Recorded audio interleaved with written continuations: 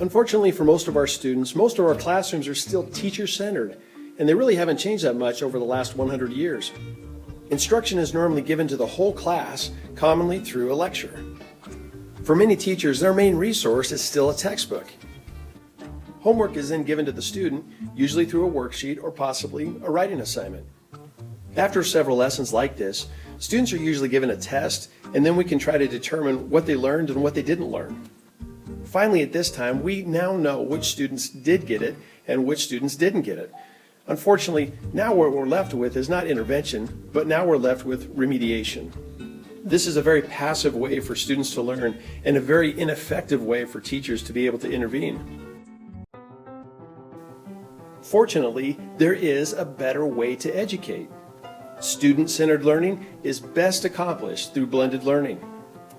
By definition, blended learning is student-centered learning. Blended learning is using technologies in ways we've never used before. It's providing direct instruction to students at their own pace, not the pace of the rest of the class. Blended learning gives the teacher the opportunity to provide small group instruction, and those students are all on the same page. They will be taught exactly what they need to know when they need to know it. With blended learning, there can be space for students to work together, to teach each other, and to reinforce concepts that we as teachers want them to know.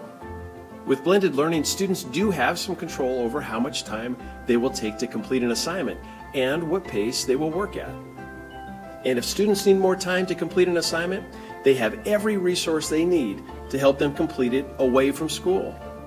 And learning is no longer confined to just when the teacher is available. Learning can now happen anytime when the student is ready.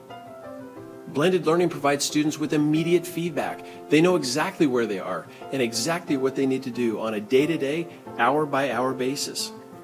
And we can assist students. We can teach them how to plan and how to set academic goals. To be active learners, not passive learners, and to feel the sense of accomplishment that brings. Now that students are armed with these well-designed tools, now they can take ownership of their own learning and ultimately learn how to learn and become lifelong learners.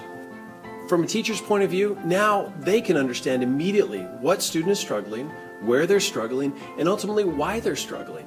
Then they can begin the process of helping that student get back on track.